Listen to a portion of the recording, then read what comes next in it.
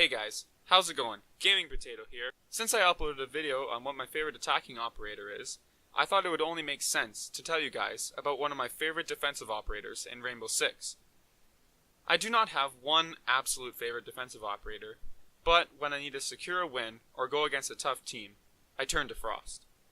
Frost, just like Ash from my previous video, sees the biggest difference in her loadout choices depending on what primary weapon you use. One of your choices is the 9mm C1 SMG. Now the 9mm does not have a very high rate of fire, but to make up for this, it has very little recoil and a fairly good sized magazine at 35 rounds. I like using the 9mm C1 when I play more of a defensive, stationary role. For example, in this clip, you can see that I do not move from my spot too much, and I only reveal myself when I hear an enemy approaching.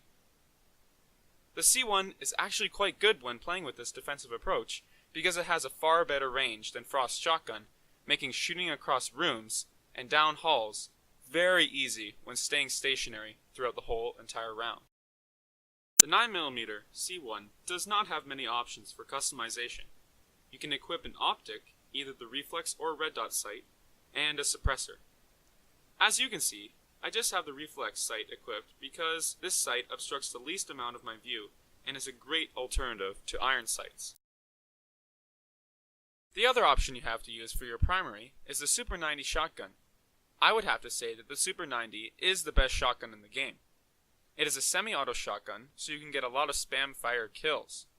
Like the 9mm C1, there is not a lot of customization for the Super 90. I like to use the holographic sight on most of my shotguns, but the iron sights on the Super 90 aren't too bad, so if you like, you can just use those. When I use the Super 90, I really enjoy roaming around and trying to pull some flanks off. Like I said before, this shotgun is semi-automatic, so you can pour damage downrange fast. Most of the time when flanking, if you are close, you can get a one-shot kill to the body, but if need be, you can quickly shoot more rounds. Now on to Frost's gadget. Frost is equipped with 3 welcome mats. These are pressurized bear trap mats that will trap someone if stepped on. Here are some easy and effective setups for the bear traps that can catch your enemies off guard. First, you can find a shield that is in a doorway, or put your own down and place a trap behind it. When the enemy vaults over, they will be trapped. Another setup that is similar to the shield is that you can put bear traps underneath windows. When an enemy tries to come into the room through that window, they will also be trapped. Putting traps to the side of doorways, or in the doorway with a barricade up, is effective. Putting the trap to the side can catch attackers moving around corners when they aren't looking at the ground. Another way you can put down welcome mats is finding a lot of barbed wire and hiding your trap in it. As you will see later in this clip, if you are not paying attention, it is easy to miss. This clip also demonstrates Frost's sheer flanking power. I am able to take out 4 enemy players and still survive. A big part of this is Frost's shotgun. Its range used to be quite good, so it was fixed by the developers, but I feel that the Super 90 still has a long effective firing range.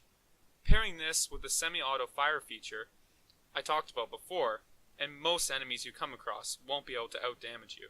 Well, I hope you guys have a better understanding of how effective Frost can be as a defending operator. If you like to play as Frost in Rainbow Six and have some different trap placement tactics, post them down below in the comments. If there's something that you want me to cover in Rainbow Six, or another game, feel free to also comment suggestions down below. Thanks for tuning in, and I'll see you guys on the battlefield.